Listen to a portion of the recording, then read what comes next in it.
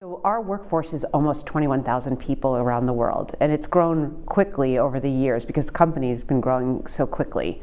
And we've onboarded thousands of people every year. And you can imagine during COVID, that changed, the way that we used to onboard, which was before I joined. I joined during COVID in full transparency. So how the digital experience of joining a company where culture matters, where networking and collaboration matters, was a good, I wouldn't call it a challenge, an opportunity.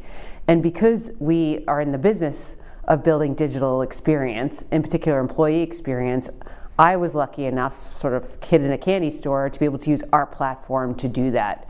So you can hire an employee, and ahead of their start date, with our technology, our platform, you can get them their computer, you can get them the training that you need before you onboard, you can communicate with them and have them be ramped before they have day one on the job. And then once they come for day one, again, we can push to the manager, here's what's happening with your employee, have you checked in, they're here a week, they're here 90 days, celebrate that. And then as an employee, here's the resources that you would need to know about how to get started, just familiarizing yourself with ServiceNow and then with your job. So it's one example where we didn't just think about the digital experience, it was just the employee experience and using technology to enable that. And COVID made it probably quicker and faster because it was the only way to work, right? Over my career, have been very lucky to work with amazing CIOs or people on the CIO team. And what I've learned that I think the best way to go is that you think about what's the experience you want to design as a human resource professional. Is it around onboarding? Is it around learning? Is it around development? We all have the areas that we're focusing on. And think about how you're solving it for your employees or your potential employees or whatever population that you're working with, and bring your tech partner into that, here's the problem or experience I want to solve or build, and have them help you co-create what is the technology solution, because they're going to know more than I ever will, because that's their trade, right, of what is the right tech.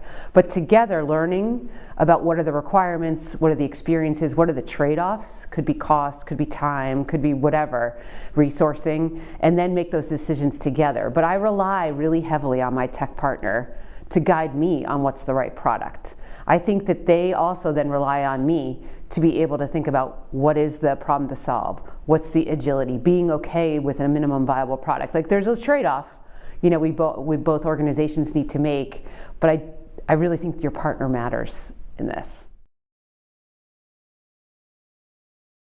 I think it's a very collaborative decision to be made. Like, when I remember picking Workday, which is a significant decision when you're going to pick a new human capital management system, it was on me to come up with the why we needed it. What's the business case of why you want to implement a technology to change the experience, to drive what business outcome, to make people more productive, to enjoy while they're working, thinking about those things. But I heavily relied on the IT team to be able to say, this is the reality of what it's going to take to implement a product like that, because I wouldn't have had that experience. And then ultimately, you bring the CFO into these conversations usually too, if it's a big enough spend, that it's really between the three, CHRO, IT, and CFO, I think, to make those big decisions, because you need us all in the boat to make that happen. I was lucky enough to be in my degree is in accounting. So I was very wired to want to know the financials of things early in my career, and I think I've carried that along. But I have had great partners with CFOs that help you think about these things. Like, if there's a framework in your company of how they look at ROI on investment, you should just grab that and create the version of what it is that you're trying to sell, inside sell, to the organization to make the investment possible. So I find that a really good collaboration with the CFO and the CHRO on what is the ROI that they would seek to feel confident to sign off, as much as I would feel confident that I would think it's the right decision. And if you don't have the experience in building a business case or thinking that way, you can grab someone onto your team, borrow them from finance, or I'm sure inside so many HR organizations there are people who have those experiences.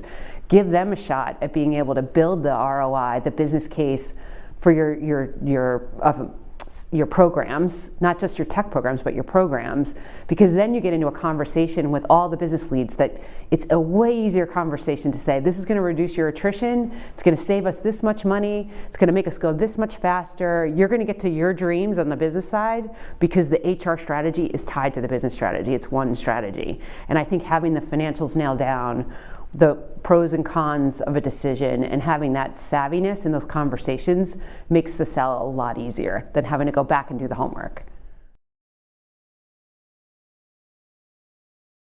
There's an adoption metric that the HR team co-owns with the tech team, so it's not like tech could just build it and then the HR team say, oh, wasn't that great? Like, they co-own the success of that product, but it also creates the right tension to say this product needs more testing or adaptability, or it needs a better change management program. So we're constantly iterating on that, and we talked about that today, or yesterday actually, went through our roadmap and our products, and we go through those metrics. And I would say, absolutely, we've sped up time to onboard. We've definitely also taken hours out of the organization because we've been able to put in tools that make people more productive, including on my own team.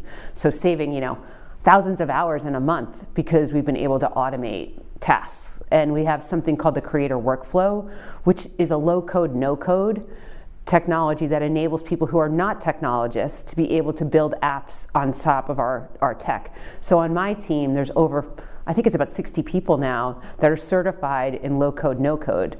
So they're building learning hubs and microsites and things that they would maybe not have had the capability or confidence to do that are being put into the system. So we are launching quite a few products regularly that build out more efficiency, more effectiveness, better experiences, and I love that my team can co-own some of that creation now.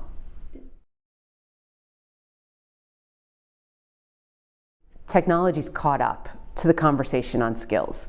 So people have always wanted to get better at improve their skills. So that could lead to the next best job or the next best experience, or maybe it's the promotion or the raise. We've all been motivated to do that. But there hasn't been a technology that can capture that much data with that much sort of, now with predictability on what it will take to move the skills up, to suggest what would be an improvement to be able to gain more proficiency or to show that experience. And I believe, as you said, and that's what our platform, that's what I had the team work on to build in a product mindset, is that tech. To be able to say, okay, here's manager, you verify, here's the skills and proficiencies of your people. But then when we put artificial intelligence and machine learning next to that, you can map out, here's the next few experiences to take that will close those gaps. So in the past, it was managed on Excel spreadsheets and kind of who you knew, and not necessarily what you can get from technology, which includes people's experiences before they showed up at your company. You can't discount that. And that's why I think you need to have a skills intelligence platform to be able to do skills right.